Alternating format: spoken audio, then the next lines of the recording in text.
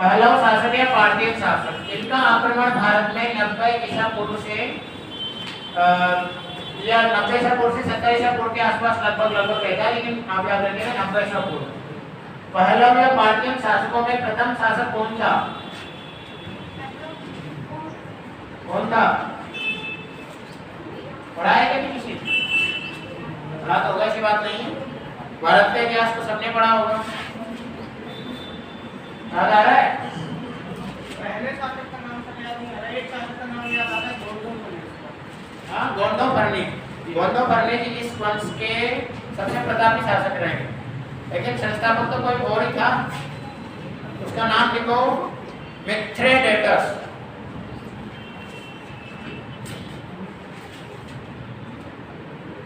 मिथ्रेडेटस संस्थापक थे ये इस वंश के। मिथ्रेडेटस ने पहलव या पार्थियन ये भी लोग कहाँ से आए थे? ये भी अफगानिस्तान ईरान वाले रीजन से ही लगभग आए थे, मध्य एशिया के भागों से ये भी निकल कर आए थे। पार्थियन शब्द वहीं से निकला है। तो मिथ्रेडेटस इस वंश की स्थापना करते हैं और इस वंश के शासकों में सबसे प्रतापी शासक आते हैं गोंडो फर्नेस, जिनका दूसरा नाम रहता है बुंदुग्याल, या फिर तीसरा नाम रहता है बिंदफरन।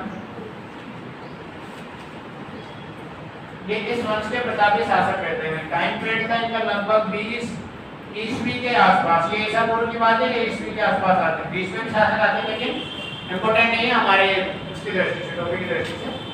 गोंडो फर्नेस बुंदुग्याल बिंदफरन इस वंश का सबसे प्रतापी शासक था, ये याद रखिएगा। इसके बारे में पूछा जाता है सबसे प्रतापी शासक कौन था, सबसे शक्तिशाली शासक कौन था? तो गोंडो फर्नेस था। इनके समय में बहुत ज्यादा घटनाएं नहीं घटी है पहलव के बारे में, बस इनके समय में याद रखिएगा एक ईसाई धर्म प्रचारक थे। ईसाई धर्म के प्रचारक थे, जिनका नाम था सेंट थॉमस। ये सेंट थॉमस भारत आते हैं। क्या करने आते हैं? भारत में आते हैं ईसाई धर्म की बारे में जानकारी देने, ईसाई धर्म का प्रचार प्रसार करने की। इनके समय में गोंडो फर्नेस का शासन भारत में चल रहा था। ये हमें ज्ञात लेखों से जानकारी प्राप्त होती है कि सेंट थॉमस प्रथम ईसाई धर्म के प्रचारक, क्रिश्चियन जो थे वो आते हैं और लोगों को धर्म सिखाने की बात करते हैं, मतलब कि ईसाई धर्म अपनाने के लिए फोर्स करते हैं या फिर बोलेंगे कि उसको प्रेरित करते हैं, लेकिन लोग नहीं मानते हैं और इनकी हत्या कर देते हैं। म्यालपुर मद्रास में, उस समय का मद्रास जो वर्तमान में किस नाम से जाना जाता है? चेन्नई के नाम से जाना जाता है। मद्रास में उनकी क्या कर दी जाती है? हत्या कर दी जाती है। तो इनके समय में यह महत्वपूर्ण घटना घटी थी। ईसाई धर्म प्रचारक सेंट थॉमस किसके समय पे आते हैं? गोंडो फर्नेस के समय पे, बुंदू फर्नेस के समय पे भारत में आते हैं और उनकी हत्या कर दी जाती है। एक क्वेश्चन था, ये गोंडो फर्नेस का शासन तमिलनाडु तक फैला नहीं, लेकिन उत्तरी क्षेत्र में जहाँ पर भी फैला था इस समय पे सबसे शासक यही थे। ठीक है, तमिलनाडु तक नहीं फैला था, लेकिन वो जो प्रचार करने गए वो तमिलनाडु पहुंच गए। तमिलनाडु वालों को पसंद नहीं आया और उन्होंने इनकी हत्या कर दी म्यालपुर जगह पर। ठीक है, याद रखिएगा। तो इनके शासन काल की प्रमुख घटना है। और गोंडो फर्नेस या गोंडो फर्नेस के बारे में याद रखिएगा कि इन्होंने भी बाद में बौद्ध धर्म को ही ग्रहण किया था, बौद्ध धर्म अपना लिया, बौद्ध धर्म को मानते थे गोंडो फर्नेस या गोंडो फर्नेस। ठीक है, बस इतना सा है पहलव या पार्थियन शासकों के बारे में। बता दूं, ये लिख रहे हो? लिख ली। भारत आने से पहले कौन थे? कौन? भारत आने से पहले बहुत सालों का तो धर्म ही नहीं था, वो एक कबीलों में रहते थे और कबीलों का कोई धर्म नहीं था। वो क्या करते थे कि केवल जानवरों की, जैसे हम लोग पढ़ते हैं ना प्राचीन काल में आके टकते हैं, हंटिंग से फिर गैदरिंग की तरफ आए, संग्राहक आए, मतलब कि शिकारी से संग्राहक बने, संग्राहक से फिर पशुपालक और पशुपालक के साथ में एग्रीकल्चर आया और हमारी सभ्यता या सिविलाइज्ड हम लोग होना शुरू कर दिए। तो बहुत सारे लोग ऐसे ही चारागाह की खोज में घूम रहे थे। भारत आए, भारतीय लोगों के पास वो अटैच में आए। भारत में धर्म या बोलेंगे कि अध्यात्म का बोलबाला शुरू से रहा है। टच में आए और इसके आधार पे फिर उन्होंने इस धर्म को ग्रहण किया, यहीं के होकर रहे। ठीक है, वैसे ये जो पल्लव थे ये कबीले से निकले थे, क्योंकि कबीले का नाम था यूची। ये सारे यूची के भाग थे, कुषाण भी यूची से ही निकले थे। और फिर बाद में यूची के कुछ भाग आके इनको तहस नहस भी कर जाते हैं, पल्लवों को पूरी तरीके से निकाल, मतलब एकदम वापस आते हैं 4000 की फौज में, सारा अपना नष्ट करके निकल जाते हैं यूची कबीले वाले। तो ये क्लियर हुआ सभी को? ओके, बता दो। अभी हेडिंग डालो कुषाण, इंपॉर्टेंट है कुषाण। कुषाणों में भी कौन? कनिष्क।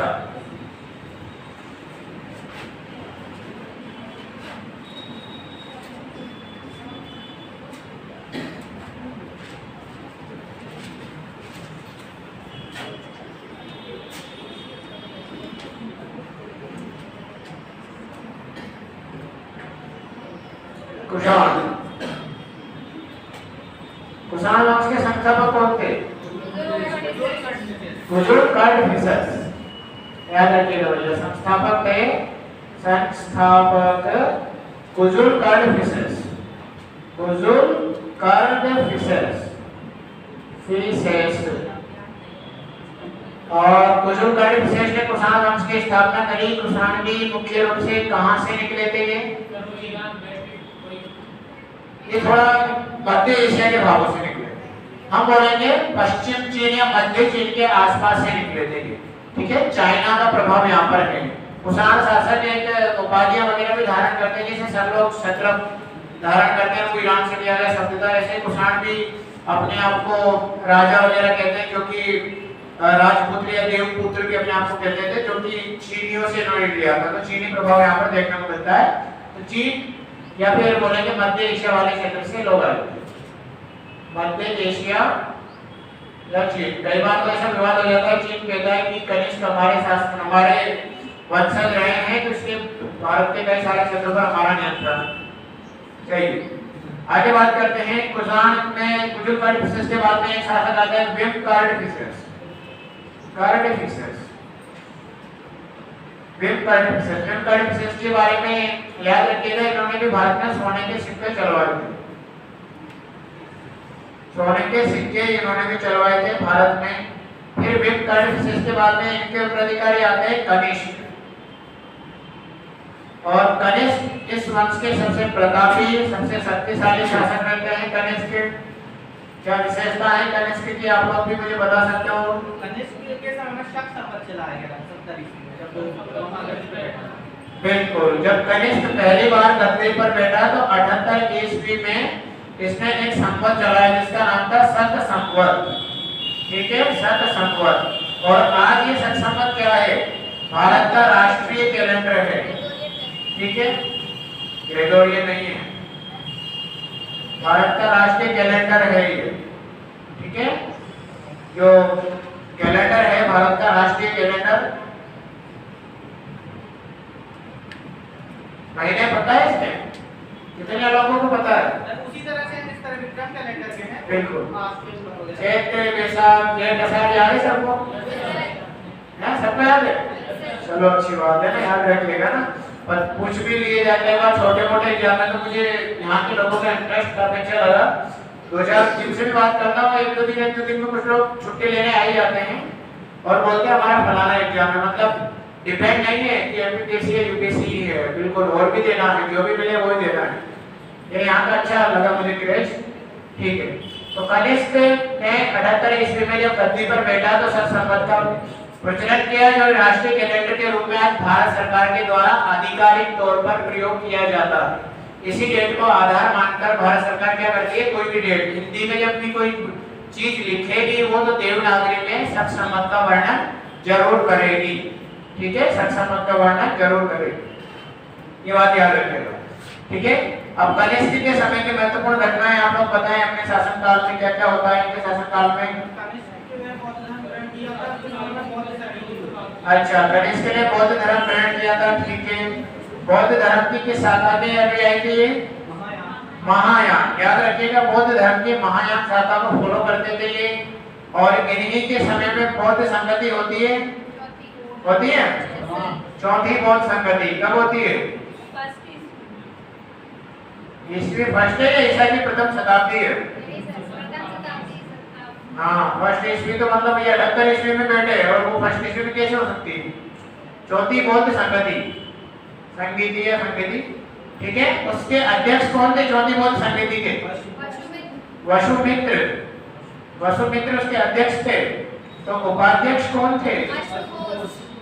अश्वघोष, अश्वघोष इसके उपाध्यक्ष थे। ये बताएं कि इन दोनों में से बुद्ध चरित्र के राइटर कौन थे? अश्वघोष। बुद्ध चरित्र इन्होंने लिखा था। बुद्ध चरित्र के राइटर थे भैया अश्वघोष। क्या कहा जाता है बुद्ध चरित्र को? बौद्धों की रामायण, सही है, ठीक है।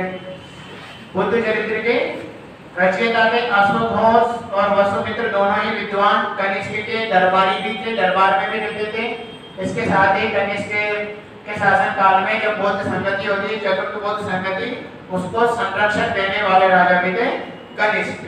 होती कहाँ पर है ये? कश्मीर में। कश्मीर में एक जगह रहती है कुंडलवन, वहां पर जाकर ये बौद्ध संगति का आयोजन करते हैं। अध्यक्ष उपाध्यक्ष आपको पता ही है और संरक्षक राजा आपको पता ही है। चलिए ठीक है, चतुर्थ बौद्ध संगति। और आप देखोगे कि इन्हीं के समकालीन भारत में कई सारे शासक रहे हैं। चलिए पहले रैंक और फैक्टरिंग के बारे में याद रखिएगा, जैसे कि इनके पूर्वज जो थे ब्रिटिशर्स, उनके भी द्वारा सोने के सिक्के चलाए गए थे। ठीक उसी प्रकार कनिष्क के द्वारा भी सोने के सिक्कों का प्रचलन किया गया था और इतने शुद्ध सोने के सिक्के थे कि कहा जाता है कि गुप्त काल के सोने के सिक्के से ज्यादा शुद्धता इनके सोनों के सिक्के में थी। यानी कि सबसे शुद्ध सोने के सिक्के कुषाणों में कनिष्क के शासन काल में भारत में चलाए गए थे। ये फैक्ट के बारे में याद रखिएगा। और क्या याद रखना है इनके बारे में? कनिष्क के शासन काल में ही कुछ और भी लोग रहे हैं। हाँ, कनिष्क के सिक्के कहाँ से प्राप्त होते हैं? तो भैया जगह भी याद रखिएगा, शहडोल। शहडोल से कनिष्क के सिक्के प्राप्त होते हैं। शहडोल से कनिष्क के सिक्के प्राप्त होते हैं, ठीक है। और कनिष्क के शासन काल में ही या इनके ही समकालीन कुछ और लोग रहे हैं, जैसे कि महर्षि चरक, ठीक है। महर्षि, अभी बहुत ज्यादा विवाद चल रहा है एक शपथ पर, है ना, हिप्पोक्रेटिक ओथ वर्सेस चरक ओथ चल रहा है। क्या विवाद है बताएं? क्या चल रहा है कि मुद्दा चल रहा है बहुत ज्यादा करंट में चर्चा में है, हिप्पोक्रेटिक ओथ और चरक ओथ को लेकर। पता है क्या मुद्दा है करंट में?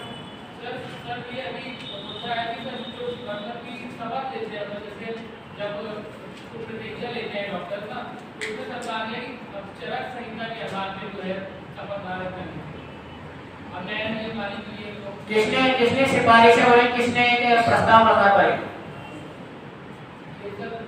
जो चिकित्सा के क्षेत्र में प्रमुख एक संस्था होगी एनएमसी, नेशनल मेडिकल कमीशन, तो उसने क्या करी, सिफारिश रखी कि जो भारतीय डॉक्टर है उसको शपथ चरक संहिता के आधार पर वाले की लेते, पहले भी लेते आए हैं कि वो हिप्पोक्रेटिक ओथ भी लेते, हिप्पोक्रेटिक की शपथ भी लेते, साथ में चरक भी लेते, लेकिन वो कहते हैं हिप्पोक्रेटिक ना लेकर यही ली जाए। इस विवाद को अभी हवा लगी क्यों? क्योंकि तमिलनाडु में एक कोई कॉलेज था, वहां पर क्या किया गया, हिप्पोक्रेटिक ओथ जो नए बैच के विद्यार्थी आए थे डॉक्टर बनने के लिए, उनको हिप्पोक्रेटिक ओथ की जगह पे चरक ओथ ही मतलब चरक की शपथ दिलाई गई। तो इसके आधार पर वो विवाद पूरे भयंकर फैला। एक पक्ष उसके सपोर्ट में आ गया, एक विरोध में आ गया और भयंकर मुद्दा चल रहा है। तो इस शपथ के महर्षि चरक कहते हैं भारतीय प्राचीन चिकित्सा पद्धति के जनक कहे जाते हैं। प्राचीन चिकित्सा पद्धति के जनक है महर्षि चरक। आपको पता है उन्होंने एक ग्रंथ लिखा था चरक संहिता, ठीक है ना। चरक संहिता की शपथ ली जाती है कि भाई जो भी डॉक्टर रहेगा वो क्या नहीं करेगा, अपने प्रोफेशन का दुरुपयोग नहीं करेगा, लोगों की भलाई में काम करेगा, जो भी सारी चीजें हैं। तो बहुत ज्यादा विवाद है, तो याद रखिएगा महर्षि चरक। कहीं कोई डायरेक्ट पूछ ले कि बताइए किसके समकालीन के, तो ये कनिष्क के बोलेंगे कुषाण वंश में इस समय पे ये रहे हैं महर्षि चरक। एक और थे भैया सर्जन डॉक्टर सुश्रुत। क्या विशेषता है? इनके सुश्रुत संहिता, इन्होंने भी एक ग्रंथ लिखा सुश्रुत संहिता। और इसको इनके बारे में कहा जाता है कि पहली बार प्लास्टिक सर्जरी के साक्ष्य, पूरी तरह से नहीं लेकिन कहीं न कहीं कुछ अंश या अवशेष या कुछ उस प्रकार की हिंट हमें इनके ग्रंथ सुश्रुत संहिता में देखने को मिलती है। तो पहले भारत के प्राचीन भारत के ये सर्जन डॉक्टर कहे जाते थे जो सर्जरी करते थे, यानी कि इन्होंने बहुत अच्छी तकनीक बताई थी कि अगर टांके लगाने हैं तो कैसे जो चींटे रहते हैं उनके डंकों से त्वचा को जोड़ दिया जा सकता है, इंजेक्शन लगाना है तो पहले खीरे ककड़ी पर प्रयोग किया जाए, कुछ ऐसा वो उन्होंने तरीके अपनाए थे। से सुश्रुत में तो इनकी भी जो किताब थी वो सुश्रुत संहिता थी, तो ये भी कनिष्क के समकालीन ही थे, कुशाण के समकालीन ही थे, बस ये याद रखिएगा। इसके अलावा भारत के आइंस्टाइन कौन है? नागार्जुन या नागासेन? क्या विशेषता है आइंस्टाइन भारत के जो कहा जाता है?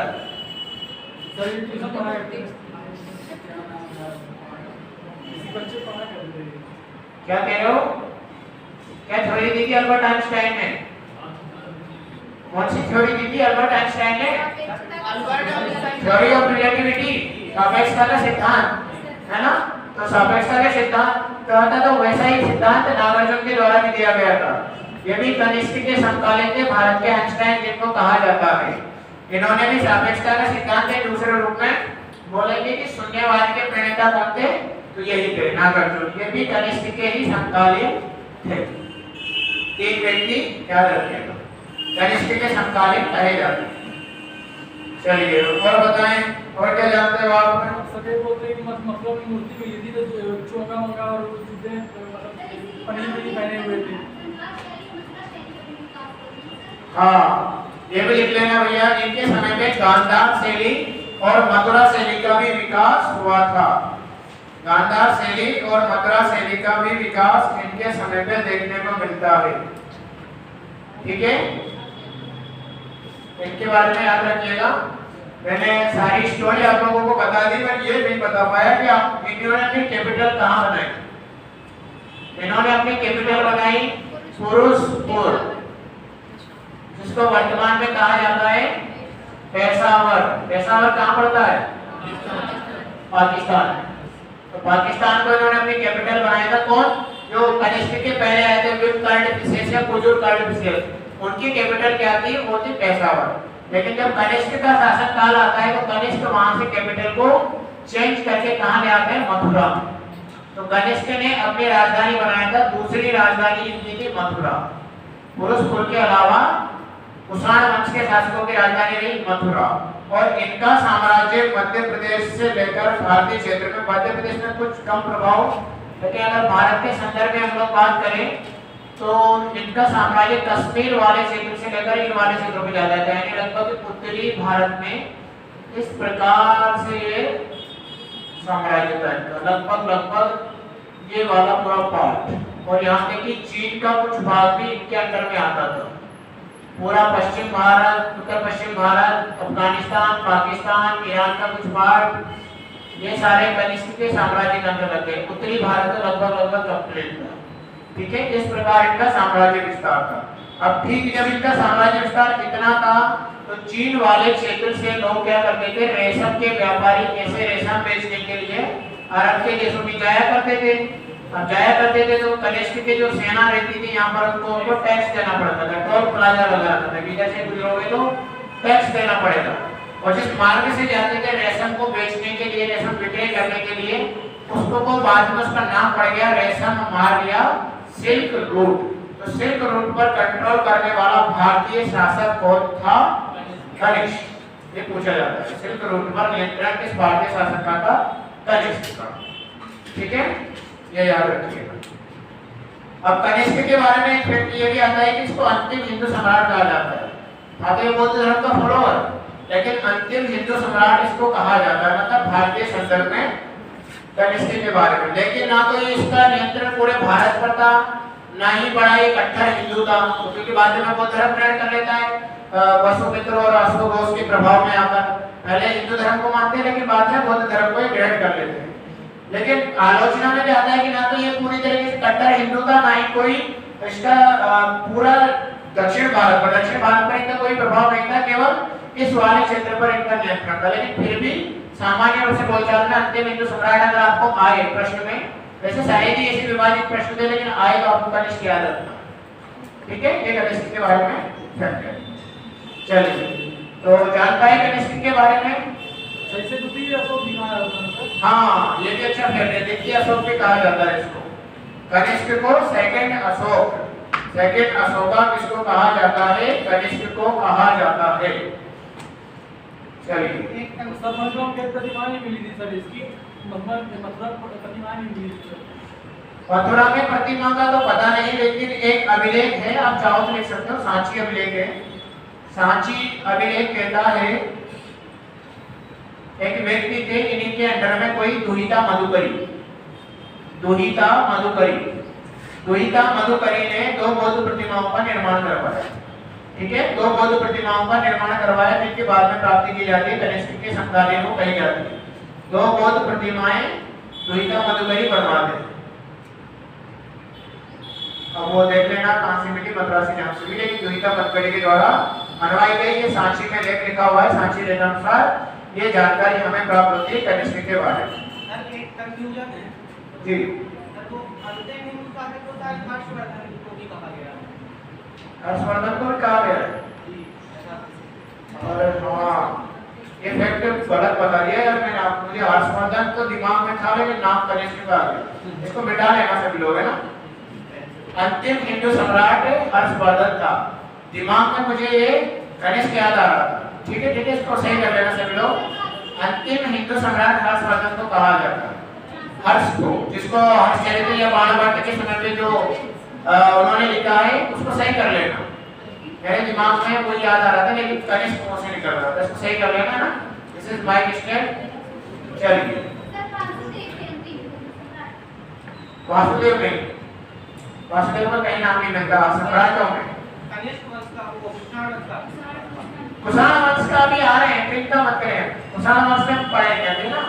कुषाण वंश में कनिष्क के बाद में डायरेक्ट वासुदेव नहीं आते हैं, एक और आते हैं भूविष्ठ, ठीक है। कनिष्क के बाद में इनके उत्तराधिकारी बनते हैं भूविष्ठ, भूविष्ठ याद रखिएगा। कनिष्क के उत्तराधिकारी भूविष्ठ, भूविष्ठ के उत्तराधिकारी वासुदेव।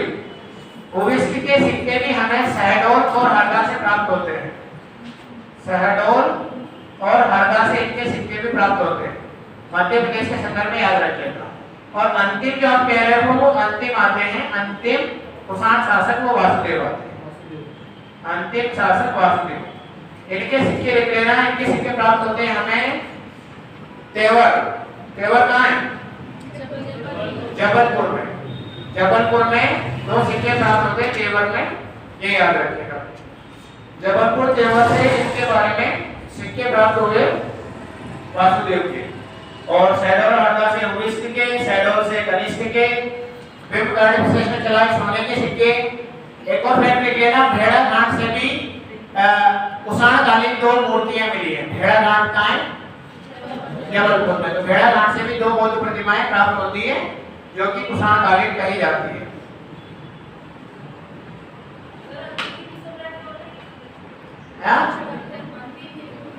अंतिम हिंदू सम्राट हर्षवर्धन कर लेना ना, आगे पढ़ेंगे उसको, वो जल्दबाजी में मेरे फैक्ट में वही याद रहेगा, आप लोग गलत मत कर लेना भाई, ठीक है। ये सम्राट है कनिष्क, वो हर्षवर्धन के बारे में।